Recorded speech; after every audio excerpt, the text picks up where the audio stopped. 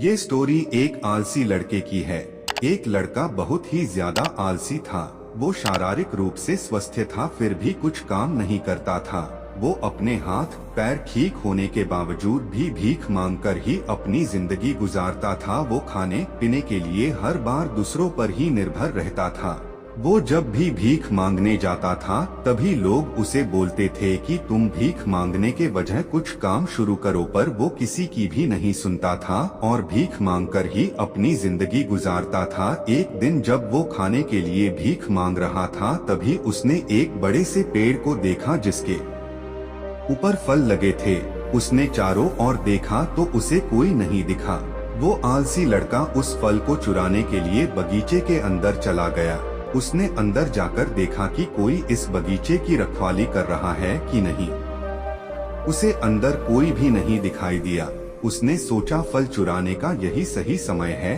वो फल चुराने के लिए पेड़ पर चढ़ने लगता है और तभी उस बगीचे के मालिक ने उसे देख लिया और वो इस आलसी लड़के को पकड़ने के लिए दौड़ते हैं। जब इस आलसी लड़के ने बगीचे के मालिक को अपनी ओर आते हुए देखा, वैसे ही वो छिपने के लिए पास के एक जंगल की ओर भागने लगा। जंगल में आगे बढ़ने के बाद उसने एक लोमड़ी को देखा। उसने देखा कि इस लोमड़ी के केवल 2 ही पैर है।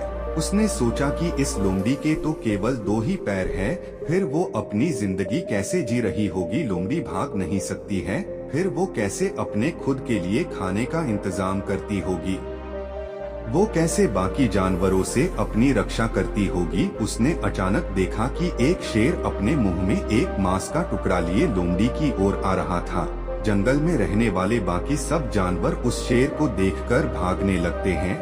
ये आलसी लड़का भी खुद की रक्षा करने के लिए पेड़ पर चढ़ जाता है। वो सोच रहा था कि इस शेर से ये लोमड़ी कैसे अपने आप को बचाएगी।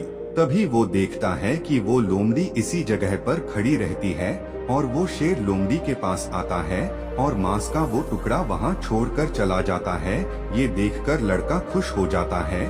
वो सोचने लगता है कि भगवान ने सभी के लिए कुछ न कुछ योजना बनाई ही होती है। अब वो लड़का जंगल में से बाहर निकलता है और एक जगह पर बैठ जाता है। वो इंतजार कर रहा था कि कोई उसे खाना खिलाने आएगा। उसे पूरा विश्वास था कि उसके लिए भी ईश्वर किसी को भेजेगा जो खाना लाएगा। समय बीतता जा रहा था लेकिन उस लड़के के लिए कोई भी खाना लेकर नहीं आया। वो पूरा दिन इंतजार करता रहा। अंत में वह अपनी भूख सहन नहीं कर पाया और रास्ते में भोजन की तलाश के लिए चलने लगा। उसे रास्ते में एक साधु महात्मा मिलते हैं। वो आलसी लड़का उस साधु को पूरी घटना बताता है। वो साधु से ये भी पूछता है कि भगवान ने उस अपंग लोमड़ी पर अपनी दया दिखाई थी, लेकिन भगवान मेरे लिए इतना क्रूर क्यों है? भगवान ने मेरी मदद के लिए किसी को क्यों नहीं भेजा? उसकी बातें सुनकर साधु बोलते हैं कि ये बात सच है कि भगवान के पास सभी के लिए एक योजना होती ही है। हम सब भगवान की योजना का ही एक हिस्सा होते हैं, लेकिन तुमने भगवान की बातों को गलत समझ लिया। वो लड़का बोला, कैसे? साधु ने मुस्कुराते हुए कहा कि भगवान नहीं चाहते हैं कि तुम लोमड़ी की तरह रहो, बल्कि वो तो तुम्हें शेर की तरह बनाना चाहते हैं। अगर आपको हमारी स्टोरी अच्छी लगी हो तो अपने फ्रेंड्स के साथ भी शेयर कीजिए और कमेंट में बताएं कि कैसी लगी आपको ये स्टोरी। एक बार की बात है, एक छोटे से गांव में एक गरीब लड़का नाम लक्ष्मण रहता था।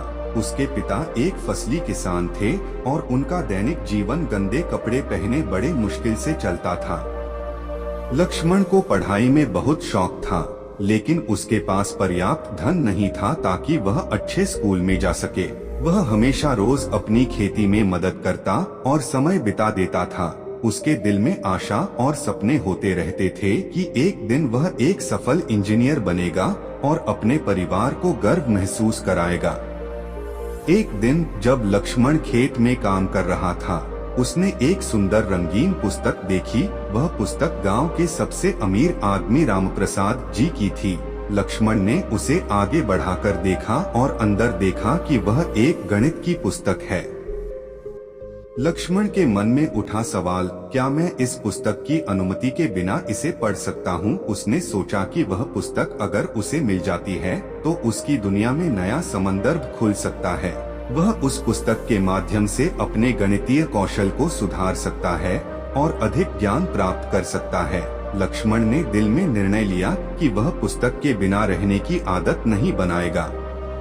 लक्ष्मण ने अपने पुस्तक लिए जाने के लिए रामप्रसाद जी के घर का रास्ता चुना।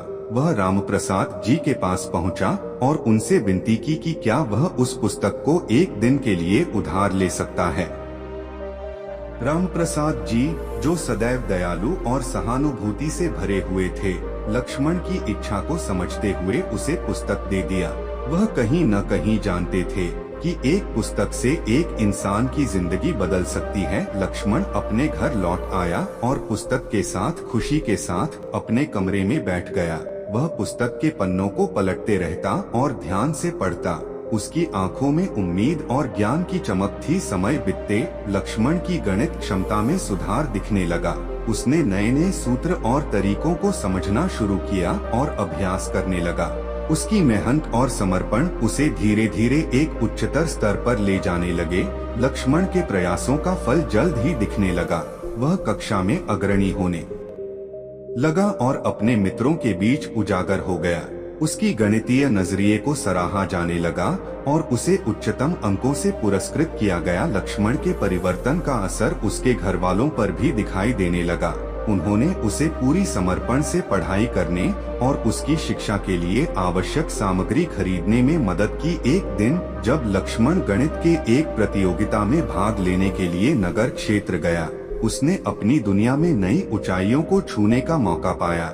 वह उस प्रतियोगिता में शानदार प्रदर्शन करते हुए प्रथम स्थान प्राप्त कर अपने गांव को गर्व महसूस कराया। लक्ष्मण की सफलता ने उसके गांव के लोगों को प्रेरित किया और उन्हें यह सिद्ध कराया कि सपनों को पूरा करने के लिए धैर्य और मेहनत से संघर्ष करना होता है। लक्ष्मण की सफलता की खबर गांव में फैल गई और लोग उसे अपना आदर्श मानने लगे। छोटे बच्चे उसे देखकर प्रेरित होते थे और उसके साथ गणित के सूत्रों को सीखने आते थे। उसने गांव में एक छोटी सी गणित कक्षा शुरू की, जहां वह बच्चों को मुफ्त में गणितीय ज्ञान सिखाता। लक्ष्मण के सपने बड़े होने लगे और उसने एक छोटी सी गणित अभियांत्रिकी कंपनी शुरू की। वह नवीनतम और उद्भव होने वाले गणितीय उपकरणों का निर्माण करता था। उसकी कंपनी दिन प्रतिदिन बढ़ती जा रही थी और उसका नाम गणित और इंजीनियरिंग के क्षेत्र में चमक रहा था। लक्ष्मण ने न केवल अपने परिवार को गर्व महसूस कराया, बल्कि उसने गांव और समाज को भी प्रभावित किया। उसकी कठिनाइयों और संघर्षों ने उसे न केवल मजबूत बनाया, बल्कि उसे अपनी सीमाओं को पार करने की प्रेरणा भी दी। लक्ष्मण ने दिखाया कि सपने सच करने के लिए केवल संघर्ष ही नहीं, बल्कि निरंतर प्रयास और निरंतर उनमें विश्वास रखने की भी जरूरत होती है। उसकी सफलता की कहानी आगे बढ़ती गई और उसे देश और विदेश में मान्यता और सम्मान मिलने लगा। लक्ष्मण बना गणित के क्षेत्र में एक प्रमुख व्यक्ति और अपनी वैज्ञानिक योग्यता से लोगों के मनोरंजन और जीवन को सुविधाजनक बनाने में मदद करता रहा। लक्ष्मण ने अपने जीवन के रास्ते पर आने वाली अड़चनों को भी स्वीकार किया और उन्हें अपने सामर्थ्य के रूप में परिवर्तित करने का साहस दिखाया।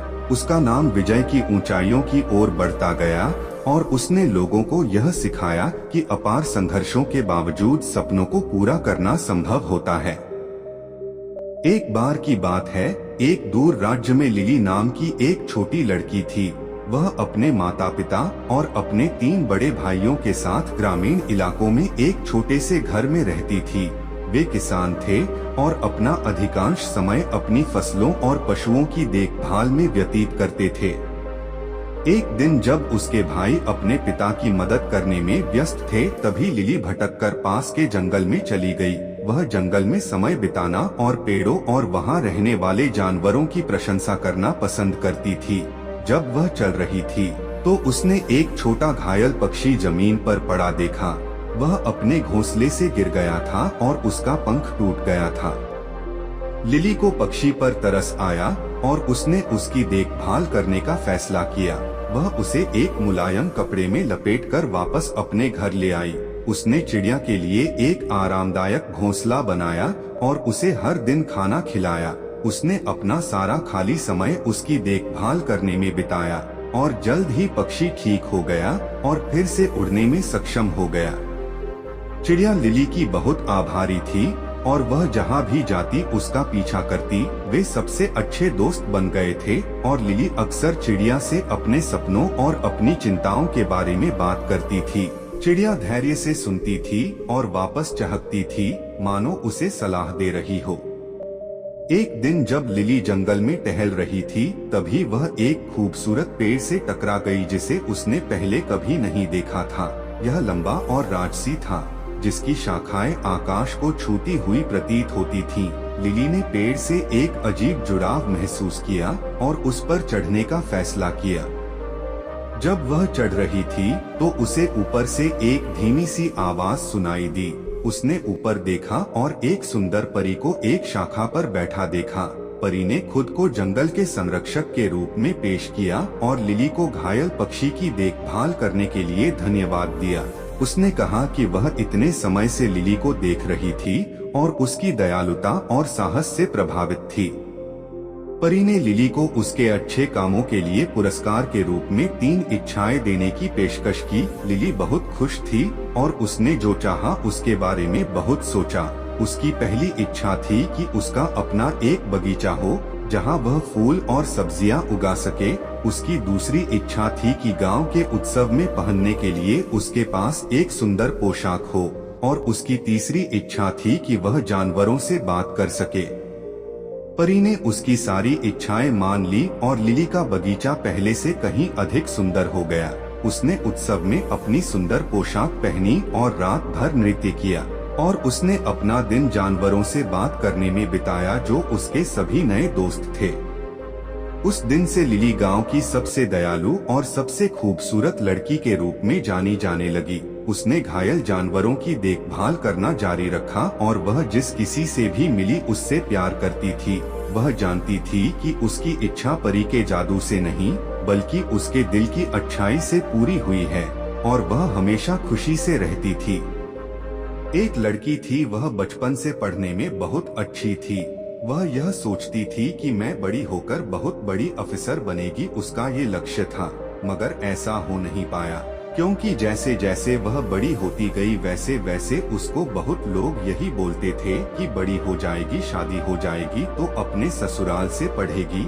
लेकिन वह लड़की फिर भी मन लगाकर खूब पढ़ती गई। इधर घर वाले शादी करने के लिए लड़का देखने लगे, लेकिन दहेज के कारण अच्छा रिश्ता हाथ से निकल जाता था। उसके घर वाले भी बहुत गरीब थे, वो इसीलिए ये शादी जल्दी करना चाहते थे कि उसको पढ़ाने के लिए उनके पास उतना पैसा नहीं था। इसीलिए सोचते थे कि वह शादी हो जाए और दिनों दिन महंगाई बढ़ रही थी। लड़की की भी इच्छाएं धीरे धीरे कम होने लगी। फिर एक दिन कोई फॉर्म आया जो उसके लेवल का था। उसने अपने घर वालों को बिन बताए और माँ से पैसा ली और घर से बाहर चली गई। कुछ देर बाद घर आई तो उसने देखा कि उसको देखने लड़के वाले आए हैं। उसने पीछे के दरवाजे से आ गई। उसकी माँ ने उसको बहुत डांटा क्योंकि घर पर बिन बताए चली गई थी। तब उसकी माँ जल्दी जल्दी उसको तैयार की और वह नाश्ता लेकर ससुराल वालों के सामने गई। वो लोग उससे बहुत सवाल किए। उसने सब बताया। ये सब होने के बाद दहेज की बात हुई तो लड़के वालों को बहुत पैसा और सोना गाड़ी सब चाहिए था, तभी शादी के लिए आगे बात बढ़ेगी। तब लड़की ने उस दिन अपना मुंह खोला और बोली कि हमको ये शादी नहीं करनी है, मैं बिना शादी के रह जाऊंगी, लेकिन दहेज वाली शादी नहीं करेंगे। तभी उसके माँ बाप उसको डांटने लगे। ससुराल वालों ने भी बहुत बुरा भला कहा और वहाँ से चले गए। कुछ दिन बाद लड़की को पता चला कि उसका परसों पेपर है। उसने तैयारी जमकर की और पेपर देने चली गई। घर वाले नहीं चाहते थे कि वो पेपर देने जाए, लेकिन वह घर से जबरदस्ती चली गई। पेपर देकर घर आई तो उसके घर वाले उसको पानी तक नहीं पूछा। उसके कुछ दिन बाद उसका रिजल्ट आया जिससे वह पास थी। उसके घर वाले बहुत खुश थे। उन्होंने बताया कि वह पास है, अब उसके लिए लोग बिना दहेज की शादी करेंगे।